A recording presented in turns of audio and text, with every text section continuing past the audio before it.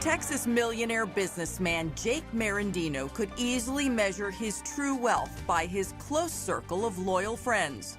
He was a gentle giant. He was a big guy, kind as kind can be. The well-heeled bon vivant enjoyed being the center of attention at any cozy get-together.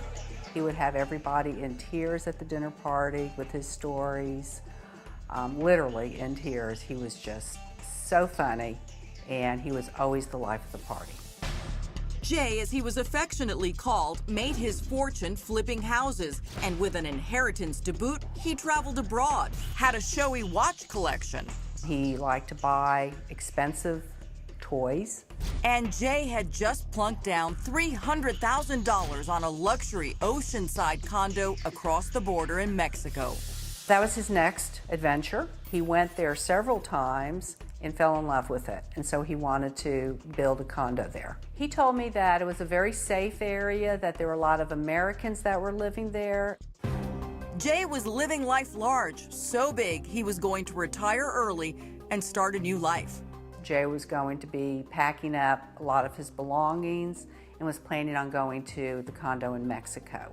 He made it clear too, mi casa es su casa. My house is your house. The more, the merrier. Jay had a lot of friends. I never thought of Jay as being lonely. But the 52-year-old art connoisseur's best laid plans came to a shocking and violent end here on this rural highway in Mexico, just miles from his opulent new digs. His throat viciously slit. Real bloody place. It was a bloody mess? Yes. His bloody body dragged and dumped like garbage 200 feet down. Where was Jake? Jake was at the bottom of that cliff. Local reporter Carmen Olson covered the headline-grabbing murder of the rich American who had been stabbed 20 times. Everybody got scared, you know. Such a thing has never happened in Rosarito. But who would want to kill such a kind, loving bear of a man? Mexican authorities are baffled. This is paradise, a resort town where life is literally a day at the beach. Was this a big story at the time? Yeah, it was a horrible story. But news of Jay's murder didn't travel across the Texas border as fast. Come on, Dada. Abby Ricken is still haunted by the chilling phone call from one of Jay's close friends. She was crying, and she said that Jay had been murdered. And I was shocked. And she kept saying, Abby, he was murdered. He was murdered. I can't believe it. He was murdered. And I sat down and I started crying. I was thinking that this had to be a mistake, that I would hear from Jay that they mistook him for somebody else. It wasn't a mistake. It was a mystery. Jay didn't have an enemy in the world, but his killer showed real signs of rage.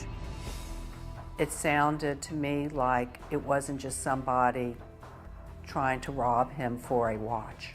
It sounded more like it was somebody who knew him. The FBI quickly stepped in to work with Mexican law enforcement since Jay was an American killed on foreign soil. The details are very eye-opening about to what extent they went to cause harm to Merendino. This is the last place Jake Merendino was seen alive, here at Bobby's by the Sea Hotel, just south of Rosarito Beach. He went down to the lobby at 1 in the morning and told a hotel worker he had to go help a friend who was stranded by the side of the road. He took off in his Range Rover and never returned. Merendino's body was found on the highway 5 minutes from Bobby's by the Sea. Could it have been a random robbery, a business deal gone bad? The list of suspects was thin. They thought that it was like a serial killer. Then, out of nowhere, a handwritten note surfaces with a huge clue, a name that leads police to this man. Oh, my name is Mario Romo. His real name is actually David Meza, a handsome man pictured here at the Eiffel Tower with his beautiful girlfriend.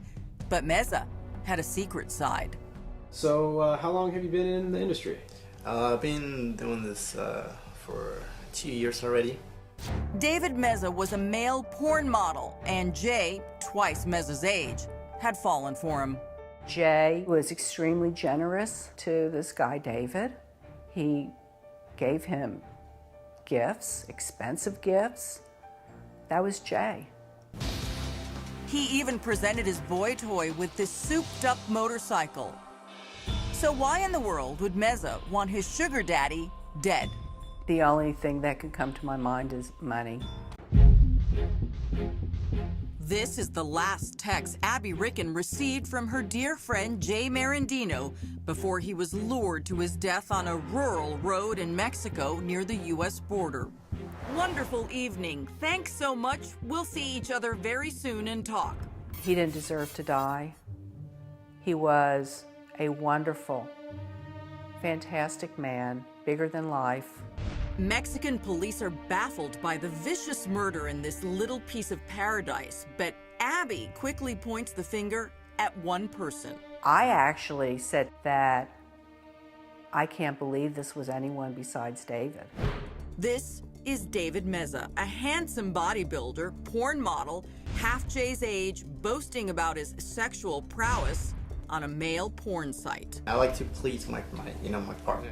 I had asked Jay if he was going to marry David, and he said no, that was not even a consideration. And I said, well, what are you going to do if it doesn't work out? And he said, well, I'll just get another pool boy. David, I think, was just somebody he was keeping company with. Then comes this shocker. What are your turn-ons?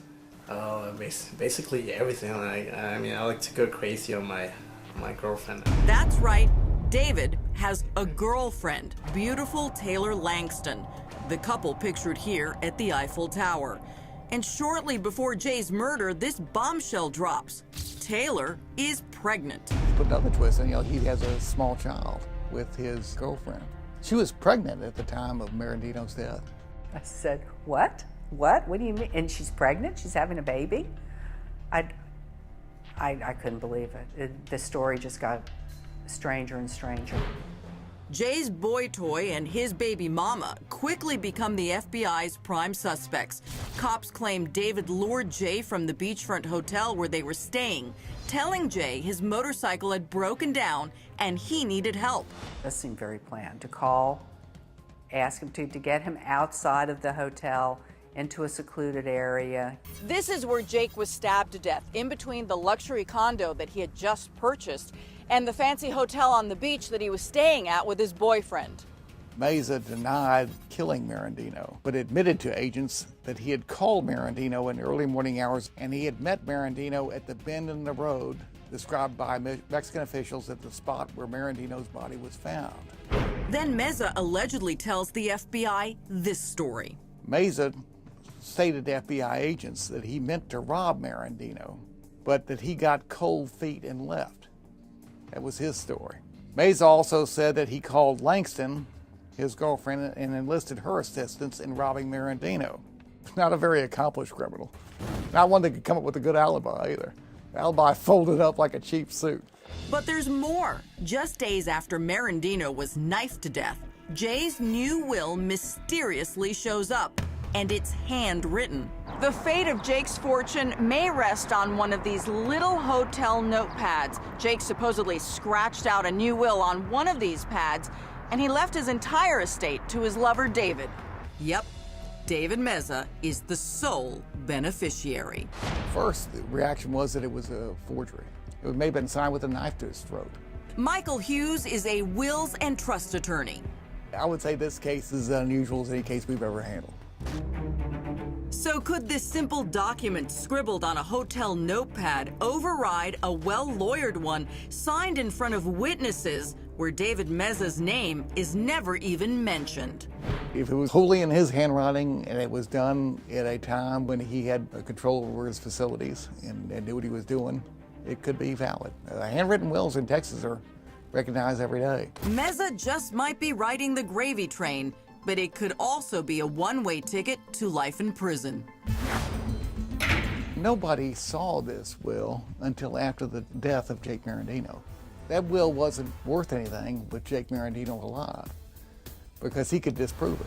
The federal case against Meza and Langston continues to grow. While Jay's $15,000 Rolex remains missing, they do find his iPad at the couple's home. Not only that, police claim the alleged deadly duo tried to cover up the crime by erasing critical timeline data from their cell phones. The phones were wiped clean. During the period in question when Jay was murdered, you can't trace what communications there were between David Meza and Taylor Langston. 8 months after Merendino's death, the feds arrest David Meza and his now wife, Taylor Langston. Langston pleaded guilty to conspiracy to obstruct justice for a false alibi and was sentenced to 18 months in prison. Her attorney claimed Meza manipulated and physically abused her.